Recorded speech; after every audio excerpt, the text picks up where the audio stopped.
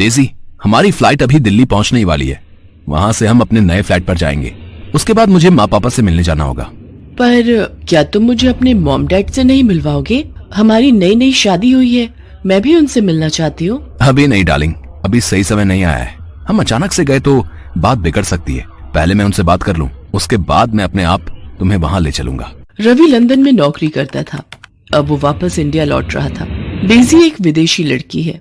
वो भी रवि के साथ ही जॉब करती थी और उन दोनों में प्यार हो गया।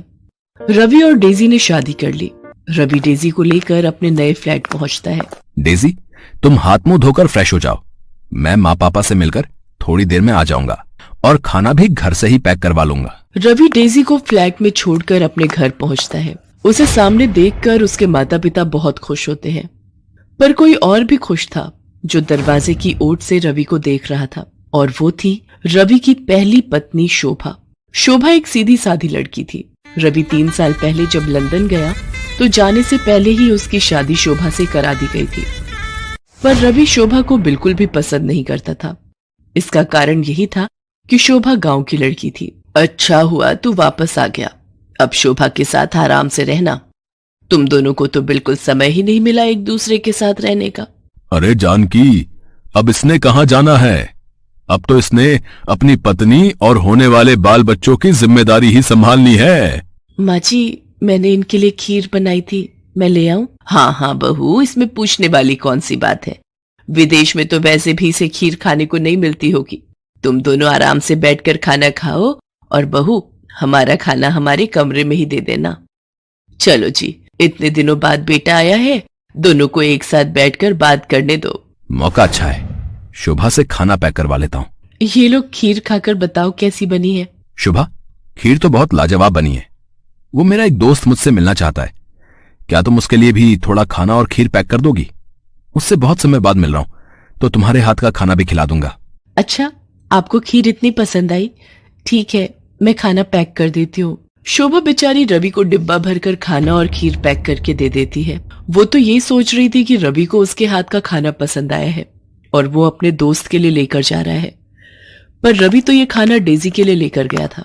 ऐसे ही कुछ दिनों तक रवि शोभा और घर वालों को बेवकूफ बनाकर डेजी के साथ रहता था। करवा चौथ का व्रत आने वाला था और शोभा इस व्रत को लेकर बहुत खुश थी, क्योंकि शादी के बाद पहली बार रवि उसके साथ था। नहीं तो 3 साल तक वो रवि के बिना ही व्रत रख रही थी। शोभा करवा चौथ के व्रत की तैयारियां कर रही थी। एक दिन वो मेकअप की दुकान से चूड़ियां खरीद रही थी। तभी डेजी भी उस दुकान पर शॉपिंग के लिए आती है। भैया, मुझे सभी रंगों की चूड़ियां देना। आपको पता है मेरा करवा चौथ का व्रत है। आप मुझे बढ़िया चूड़ियां दिखाना, जिससे मेरे पति मुझे तैयार होता देखे और मैं सबसे सुंदर लगूं। अगर आप बुरा न माने तो ये सब सुनना मुझे बहुत अच्छा लग रहा है। क्या आप बता सकती हैं कि ये सब आप अपने हस्बैंड के लिए क्यों कर रही हैं? आप तो विदेशी मेम साहब लग रही हो। आपको करवा चौथ के व्रत के बारे में नहीं पता? ये व्रत हर सुहागिन अपने पति की लंबी उम्र के लिए रखती है। आपकी शादी हो गई? जी, मेरी कुछ ही महीने पहले शादी हुई है। मैं भी इस व्रत को रखना चाहती हूँ। क्या आप मुझे इसके बारे में बताएंगी? मैं यहाँ पर किसी को भी नहीं जानती हूँ। अगर आप मेरी इतनी हेल्प कर दें। ऐसे ही बातें करते हुए शोभा और डेजी अच्छी दोस्त बन गई। शोभा डेजी को करवा चौथ के व्रत की सारी तैयारी करवाती है, पूरी शॉपिंग करवाती है। डेजी को शोभा का स्वभाव बहुत अच्छा लगता है। वो उसे अपना मोबाइल नंबर दे देती है और फोन पर बात करने के लिए कहती है। अगले दिन करवा चौथ का व्रत था। इधर शोभा भी तैयार हुई थी और उधर डेजी भी शोभा से फोन पर बात करके तैयार हो जाती है। डेजी, ये सब क्या है? तुमने आज लाल रंग की साड़ी पहन रखी है। बिल्कुल इंडियन स्टाइल में तुम तैयार हुई हो। वैसे आज ये सब क्यों? रवि शाम को आने का वादा कर लेता है, पर उधर उसे शोभा का भी व्रत खुलवाना था। रवि, आज तू कहीं नहीं जाएगा। आज बहू ने व्रत रखा है। जैसे तुम्हारे पिताजी मेरा व्रत खुलवाएंगे, वैसे ही तुम्हें भी बहू का व्रत खुलवाना है, समझे? पर माँ, मुझे शाम को ऑफिस का काम है। अच्छा ठीक है, पर मैं ज्यादा देर तक नहीं रुकूंगा।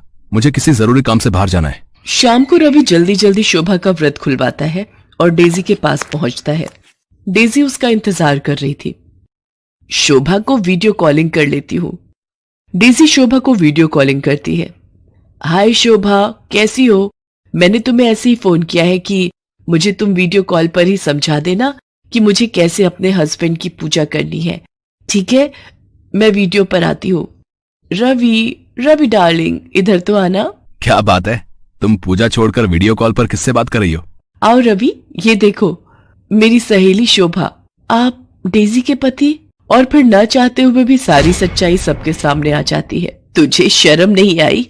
एक पत्नी के होते हुए तूने इस विदेशी लड़की से ब्याह कर लिया। अरे शोभा, में क्या कमी थी जो तू इस विदेशी से शादी करके इसे साथ ले आया? मैं क्या करता? आप लोगों ने जबरदस्ती मेरी शादी एक ऐसी लड़की से करवा दी जो पढ़ी लिखी भी नहीं थी और जिसे शहर के कोई तौर तरीके नहीं आते थे। माँ पिताजी, मैं डेजी से प्यार करता हूं, वो मेरी पत्नी है। मैं ये घर हमेशा के लिए छोड़कर जा रहा हूं। आप रखो अपनी बहू को अपने पास। क्या हुआ डेजी, चलो, तुम रुक क्यों गई?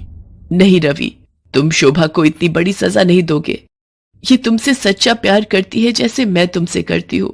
शोभा की कोई गलती नहीं है, वो तुम्हारी पहली पत्नी है और मैं शोभा को छोड़कर कहीं नहीं जाऊंगी।